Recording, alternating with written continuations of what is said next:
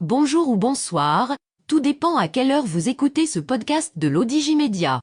Notre chroniqueur de l'ODJ, Salma Laptar, partage son avis et ses réflexions dans un article qu'il a intitulé « Le combat des militantes féministes pour une réforme égalitaire, mobilisation et enjeux au Maroc ». Alors écoutons-le dans ce podcast. L'auteur commence son article ainsi. La mobilisation des militantes féministes marocaines lors de la grève du 14 juin est de plus en plus intense, mettant en avant la refonte du droit de la famille comme une de leurs principales revendications. Elles demandent également une révision du code pénal afin de garantir une société égalitaire offrant une meilleure protection aux femmes contre les violences. Les militantes féministes déploient tous les moyens à leur disposition pour faire avancer leur cause. Elles organisent des rassemblements, rédigent des mémorandums, tiennent des conférences, mènent des campagnes sur les réseaux sociaux et prennent des actions dans les rues. Associations et collectifs se mobilisent sur tous les fronts pour sensibiliser l'opinion publique. L'auteur poursuit son article ainsi. Un nouveau rassemblement est programmé le 25 juin, sur la place des Nations Unies à Casablanca, dans le but de faire pression sur les parlementaires marocains afin d'obtenir une réforme du code pénal et de la Moudawana, le code de la famille marocain. Le code pénal n'a pas été révisé depuis 1962, tandis que la Moudawana a été réformée pour la dernière fois en 2004, sous la promulgation de Mohamed VI.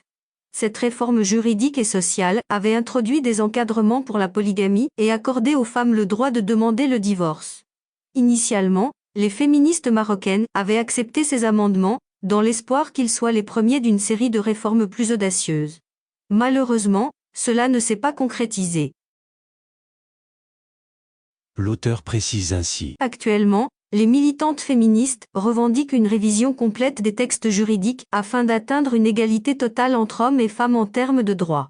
Leurs revendications incluent l'interdiction totale du mariage des jeunes filles, l'égalité en matière d'héritage, l'interdiction de la polygamie, la dépénalisation des relations sexuelles hors mariage, ainsi que la légalisation de l'avortement. Leur combat vise également à mettre fin aux inégalités parentales, qui sont actuellement inscrites dans la législation. Actuellement, la garde de l'enfant est automatiquement attribuée à la mère, tandis que la tutelle revient automatiquement au père. Par conséquent, le père a le pouvoir exclusif de représenter l'enfant dans les actes juridiques de la vie quotidienne, tels que l'inscription à l'école, l'acceptation ou le refus de soins, la gestion d'un compte d'épargne et l'organisation de voyages.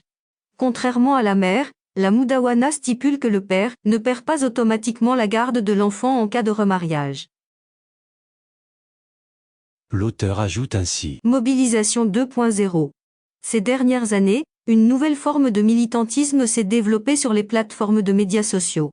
Le mouvement Achak est un exemple, qui lutte contre la précarité menstruelle et compte plus de 60 000 abonnés.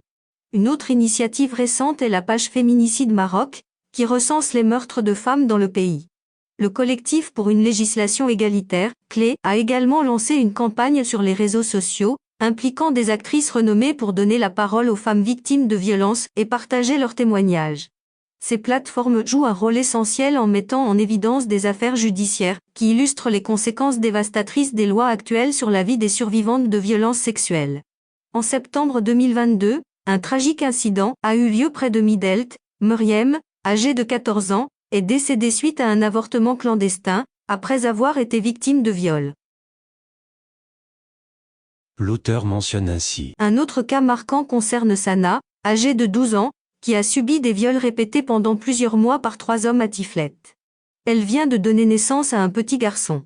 Lors du procès en première instance, le 20 mars, les violeurs ont été condamnés à des peines de 18 à 24 mois de prison, bénéficiant de circonstances atténuantes. Le verdict prononcé et la mobilisation qui a suivi, tant sur les réseaux sociaux que dans les rues, ont suscité une grande indignation et ont exercé une pression croissante sur les juges.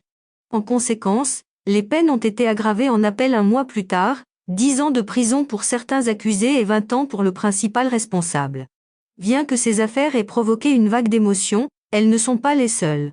L'objectif actuel est de transformer l'engagement exprimé sur les réseaux sociaux en une mobilisation physique lors des rassemblements et des manifestations.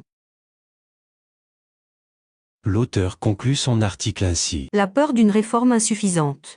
Les mobilisations en cours témoignent de l'importance accordée par les femmes à l'établissement d'une nouvelle Moudawana plus égalitaire. Cependant, il reste à voir si cette réforme répondra véritablement à leurs attentes et si elle apportera des améliorations concrètes à la situation des femmes au Maroc. Les militantes attendent avec impatience la réforme de la Moudawana, mais elles souhaitent également être impliquées dans l'élaboration future du Code de la famille, par crainte que des concessions ne soient faites aux conservateurs. Leur plus grande crainte est de voir un texte final vidé de sa substance, ne proposant que des mesures partielles et insuffisantes. Rédigé par Salma Laptar et lu par l'intelligence artificielle de l'Odigimédia. Merci d'avoir écouté ce podcast de l'Odigimédia, ce bouquet de supports numériques, portail, magazine mensuel connecté, web radio et web TV. N'oubliez pas de télécharger notre application l'Odigi Mobile sur Play Store et de vous abonner à notre chaîne YouTube l'Odigi TV. Vous pouvez, aussi, nous suivre sur nos réseaux sociaux, Instagram, Facebook, TikTok, LinkedIn et Twitter. Ou encore, vous inscrire sur notre newsletter quotidienne à partir du portail lodigi.ma. Alors, on se dit au prochain podcast de nos chroniqueurs de l'Odigi. Et à très bientôt, si et seulement si vous le voulez bien.